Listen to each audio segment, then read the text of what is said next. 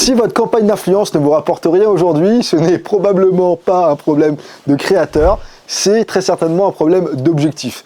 La majorité des campagnes d'influence dans le tourisme échouent pour une raison très simple. Elles sont lancées sans savoir exactement à quoi elles doivent servir. Vous avez peut-être un territoire, un établissement, un produit ou un service génial à proposer.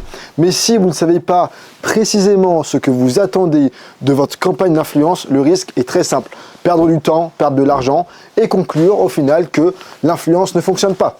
Concrètement, dans cette vidéo, on va voir 3 choses. D'abord, pourquoi l'influence n'est jamais un objectif en soi, mais plutôt un levier au service de votre stratégie globale. Ensuite, on verra les 3 grands objectifs possibles d'une campagne d'influence dans le tourisme. Et enfin, comment choisir le bon objectif selon l'état réel de votre activité. Allez, c'est parti. Avant de rentrer dans le vif du sujet, je me présente très rapidement. Je m'appelle Dimitri, je suis le cofondateur de l'agence Digitalp. On est l'agence au service des marques qui font voyager et vivre des expériences. On a une vision 360 degrés, c'est-à-dire qu'on accompagne des professionnels du tourisme, que ce soit des campings, des hôtels, des destinations, des villages vacances, des offices de tourisme, des marcadors et j'en passe, dans la mise en place de campagnes d'influence pensées comme de vrais leviers d'acquisition. Donc si vous êtes un professionnel du tourisme, du voyage ou de l'outdoor et que vous voulez des conseils qui sont personnalisés, je vous invite à cliquer sur le lien juste en dessous, vous prenez un rendez-vous dans mon agenda et ça vous permettra de réserver un échange gratuit au cours duquel on vous donnera des astuces, des conseils et un plan d'action applicable en fonction de vos contraintes et de vos ressources. On commence avec la vidéo. Pourquoi l'influence n'est jamais un objectif en soi, mais plutôt un levier au service de votre stratégie? L'erreur classique, c'est de se dire on va faire de l'influence sans vraiment savoir pourquoi. En réalité, l'influence peut servir à beaucoup de choses. Elle peut servir à créer du contenu, des belles photos, des belles vidéos, des formats immersifs que vous allez ensuite réutiliser sur vos réseaux sociaux, sur votre site ou dans vos campagnes publicitaires.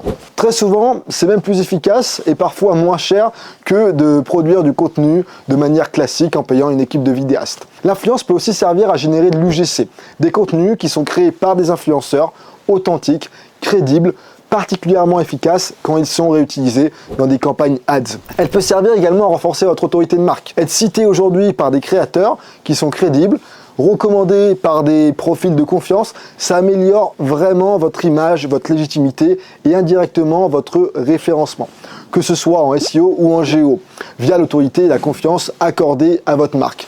Et bien sûr, l'influence peut aussi répondre à des objectifs un peu plus classiques comme la notoriété, la considération ou la conversion, donc des réservations ou des ventes. C'est pour ça qu'il est vraiment essentiel de prendre du recul et de se poser une vraie question.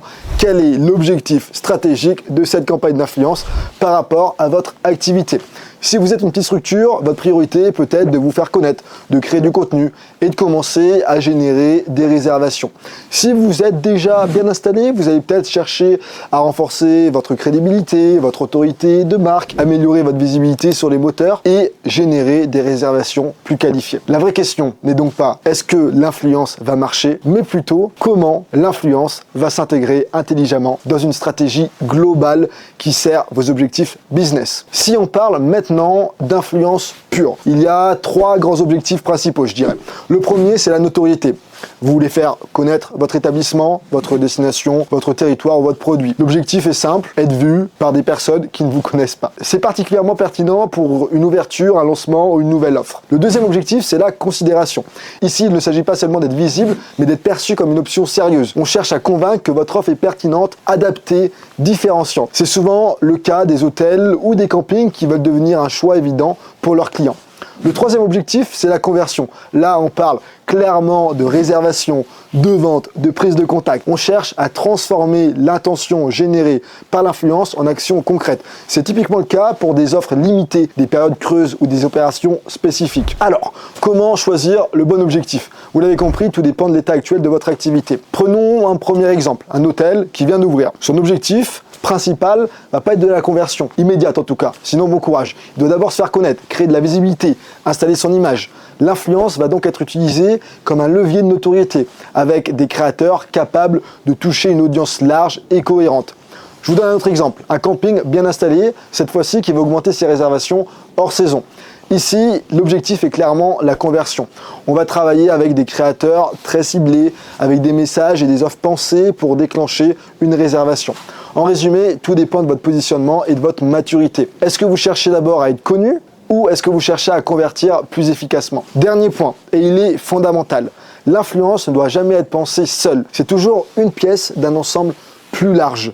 Chez Digitalp, on intègre systématiquement l'influence dans une stratégie globale. Parfois, elle sert surtout à créer du contenu. Parfois, elle sert à nourrir des campagnes de retargeting via l'ADS. Parfois, elle sert à renforcer l'autorité de marque et la crédibilité globale. C'est exactement pour ça que lors d'un premier échange avec des décisionnaires marketing ou des CEO, on ne regarde jamais uniquement l'influence en tant que telle.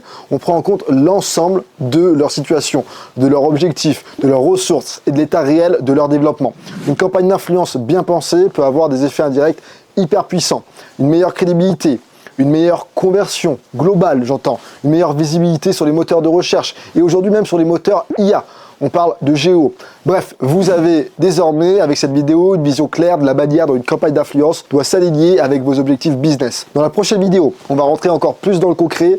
On verra comment choisir les bons créateurs en fonction des objectifs que vous avez déterminés. Et également éviter les erreurs de casting qui plombent les performances. Encore une fois, si vous êtes un professionnel du tourisme, du voyage ou de l'outdoor, n'hésitez pas à réserver un petit créneau dans mon agenda. Je prendrai le temps avec grand plaisir de vous apporter des conseils qui seront applicables à votre propre entreprise. Je vous dis à très vite, n'hésitez pas à vous abonner, à cliquer sur la petite cloche pour ne pas rater les prochaines vidéos.